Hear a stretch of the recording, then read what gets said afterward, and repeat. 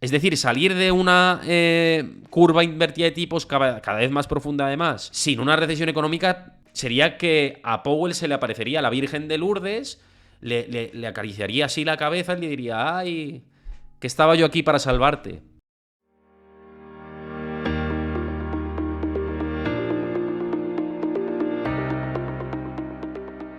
Yo siempre he dicho que la economía en Estados Unidos está fuerte. Vosotros que me veis por aquí lo sabéis. Cuando he dicho yo que la economía de Estados Unidos no está fuerte, lo que digo es que con las políticas monetarias y con la inflación elevada y con muchos indicadores adelantados que hay, pues hay más riesgo en términos históricos, incido en este concepto, en términos históricos la media nos indicaría que en el segundo semestre del año hay más posibilidades de una recesión económica en Estados Unidos, en base a esos indicadores adelantados y a esos promedios históricos. No digo que la economía de Estados Unidos no sea fuerte, lo es. El mercado laboral está fuerte, lo está, indiscutiblemente. El mercado laboral de Estados Unidos está muy fuerte. 517.000 puestos de trabajo creados en el mes de enero. Negar eso es como decir que el cielo no es azul, básicamente. Pero yo no digo esto. Yo lo que digo es que hay más riesgos de cara al segundo semestre, en base a esos términos históricos de los indicadores adelantados. Simplemente. Que se está estirando. A mi modo de ver, insisto, es que me puedo equivocar. La bola de cristal aquí no la tenemos nadie. Y es mi opinión, mi análisis particular y personal. No me hagáis ni caso, pero es mi opinión. Y como dice Jokama44 por aquí, dice, si bajan la inflación al 3%, el aterrizaje va a ser duro. Si la bajan al 3%, quiere decir que la demanda se está contrayendo fuertemente. Pero con un pleno empleo, vamos, prácticamente no, con un pleno empleo la demanda la van a dañar. No la van a dañar. Si fijaos, hemos hablado del mercado inmobiliario con Che Cabello, pero los últimos datos del mercado inmobiliario y los Case-Shiller y demás, o sea, los Case-Shiller, perdón, el Case-Shiller del mercado inmobiliario que sigue descendiendo, pero está haciendo un poquito de valle. Está viendo ya incluso repunte en el mercado inmobiliario. Las tasas hipotecarias han vuelto a subir. Y esto quiere decir que probablemente los próximos datos hipotecarios que tengamos en Estados Unidos repunten próximamente, porque el interés hipotecario está subiendo otra vez. Y eso es que la demanda probablemente de hipotecas ha vuelto a subir. No lo sabemos todavía, pero cuando tengamos datos hipotecarios lo veremos. Y si los datos hipotecarios empiezan a subir, quiere decir que demanda de vivienda sube. Si demanda de vivienda sube, el precio de la vivienda vuelve a despegar. Y si el precio de la vivienda vuelve a despegar, ¿qué quiere decir? Que el componente shelter, que empezará a descender en los próximos meses porque va con decalaje, pero la vivienda o el precio de la vivienda vuelve a subir un poquito, otra vez, con elementos comparables de año a año, volverá a subir la inflación otra vez. Si vamos a ese esquema. Ojo, si vamos a ese esquema. Entonces, una vez más al mensaje que dije el otro día, no cantemos victoria con la inflación, porque a lo mejor llegamos al 3 y pico por ciento o al 4 y nos quedamos ahí estancados. ¿Y no será más bien una desaceleración en vez de una recesión? Me dices Cucapaz Pajarón. Es un buen debate esto.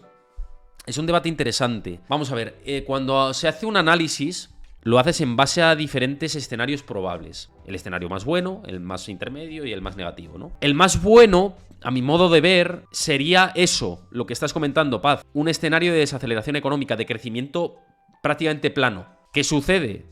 Que considero que ese escenario tiene menos probabilidades. ¿Por qué? Con una subida tan acelerada de los tipos de interés, conjugada con este nivel de inflación, con el nivel de endeudamiento de muchas compañías de Estados Unidos y con el acceso cada vez más restrictivo al crédito, y hay que tener en cuenta que los ciudadanos estadounidenses cada vez están más endeudados o tiran más de crédito, pues creo que ese escenario es más improbable.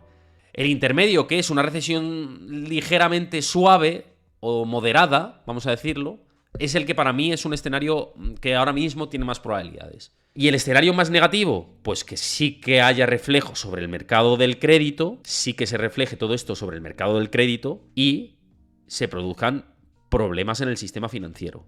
Y una depresión, o no una depresión, pero sí una crisis algo más profunda. Ya comentamos que hay unos indicadores adelantados, 7 en concreto, que nunca han fallado en los últimos 50, 60, 70 años, que estarían dando síntomas de recesión económica a partir de entre el mes de abril de este año al mes de agosto, aproximadamente. Si no se dan esas confirmaciones entre abril y agosto, para mí no es que se descarte el escenario, es que se alarga por primera vez, los promedios se alargan. Es decir, salir de una curva invertida de tipos cada vez más profunda además, sin una recesión económica, para mí es un milagro, o sería más bien un milagro asombroso. sería que a Powell se le aparecería la Virgen de Lourdes, le acariciaría así la cabeza y le diría, ay, que estaba yo aquí para salvarte. Ahora, a este usuario que me decía ponte corto, le daré la razón completa si el índice sobre esta base macro actual que tenemos y sobre esas perspectivas, si el SP500 tira máximos históricos, pero con mucha fuerza y entereza, ahí yo, a nivel personal, no es recomendación de inversión, me abro un corto del tamaño de Madrid entero, de la Comunidad de Madrid. Tal cual, ¿eh? O sea, si el índice... Y me puede equivocar, pero vamos, me barrerán. Y como me pasó en el 2016 la última vez que abrí cortos, que desde entonces no invierto en corto, palmé la hostia. Porque puse mal stops. O sea, error de novato. Esto ya lo hemos depurado con los take profits y demás. Es lo que veis. Fijaos las líneas... Cómo se marcan las recesiones económicas, que es lo que me hemos dicho muchas veces. Y está muy bien, ¿eh? Fantástico este aporte que nos hacéis por aquí. La crisis de Japón. Aquí, cuando hay esta situación de los tipos de interés, este acercamiento a los diferenciales, ¿no? La crisis de las .com, igual, la crisis inmobiliaria. ¿Y ahora? ¿Y ahora va a ser diferente?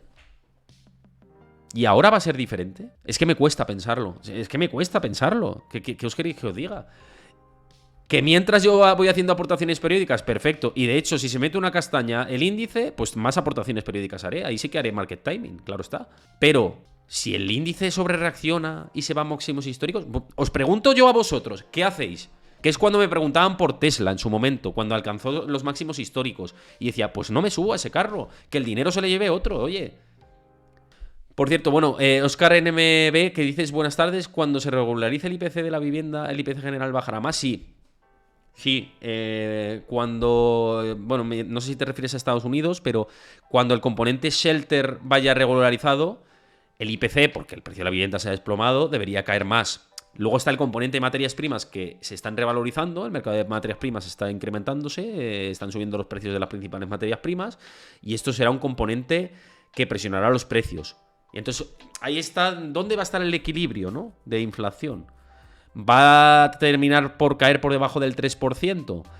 Ahí está el debate. Por eso marcábamos el mes de mayo-junio, cuando acababan los comparables, como meses clave para ver a dónde puede ir el precio o las presiones inflacionistas, ¿no?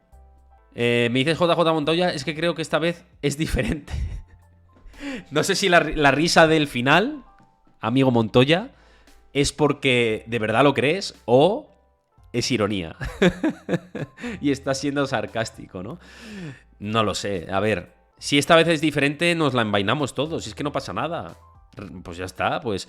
Oye, ¿qué es lo peor que puede pasar? ¿Que me pierda una subida del mercado americano? Pues ya cogeré otras. Como bien dice Pablo Gil, es que el mercado nos da constantemente oportunidades de entrada y de salida.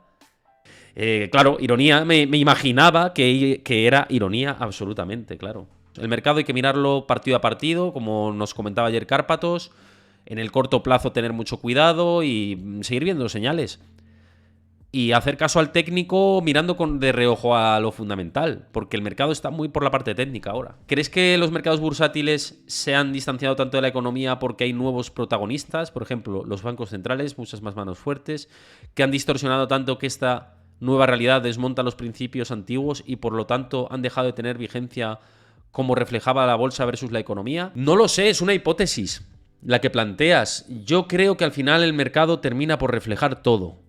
Sinceramente. Creo que es cuestión de tiempo de que el mercado termina reflejando todo. Los peores escenarios, los más plausibles. A mi modo de entender, y esto es una opinión personal y un análisis personal, a mi modo de ver todo, quizá el mercado, y es una opinión, insisto, es una valoración personal que la podéis tirar y desechar. Yo os la dejo ahí. Pero creo que lo que se ha descontado es una desaceleración suave de la economía. No se ha descontado, yo creo, una recesión. Sé que, por ejemplo, hay analistas como Hugo Ferrer que sí que dice que todo el bear market del 2022 ya descuenta una recesión económica este mismo año, una recesión suave. Me cuesta ver... Es que si te fijas en parámetros fundamentales, por ejemplo, de los earnings o las ganancias esperadas por parte de las compañías, no cuadran los mínimos con esos earnings, ¿no? Con esos ajustes de beneficios que tendría que ver con una recesión ligeramente o suave. Tendría que haber un poquito más de ajuste a la baja sobre los mínimos del SP500 en concreto. Yo no lo creo que se haya descontado un escenario de recesión. Yo creo que se ha descontado un escenario de desaceleración y de problemas en algún momento del 2023. Probablemente eso sí, pero no todo quizá. No lo sé, me puedo estar equivocando. A lo mejor sí, ¿eh? Se ha descontado una recesión más suave y, oye, el mercado lo sabremos en unos meses al final. Comentabas por aquí, Malotru24, dices que te da la sensación de que lo peor ya ha pasado. Me cuesta ver el SP500 por debajo de los 3.500. Quizá es un escenario posible eso. Es un escenario posible. Y a lo mejor ese escenario de los 3.500 por debajo... de llegar a esos 3.500 o 3.600 es una recesión suave, que es el escenario, por ejemplo, que manejaba Hugo Ferrer. A lo mejor el que me equivoco ahí soy yo. Yo creo que una recesión que aumente el desempleo más de un 1%, que en realidad parece que es lo que está buscando la Fed, porque de hecho los futuros sobre fondos federales ahora ya hablan de tipos de interés por encima del 5,25% y que probablemente hasta el mes de junio van a estar subiendo tipos de interés en Estados Unidos. Pues si ese escenario sigue así de la Reserva Federal diciendo es que quiero ir a atacar la demanda, pues al final atacará la demanda. Y al atacar la demanda con subida del desempleo. Si es que históricamente ha sido así y parece que Powell lo que busca es eso. Porque inflación al 2%, ya veremos. Ya veremos lo que tardamos en llegar a una inflación al 2%. Si es que ahí está el kit de la cuestión. O si aceptan una inflación al 3 o 4% y no hay crisis porque dicen, bueno, pues inflación, tal, ya está. Ahí está el debate.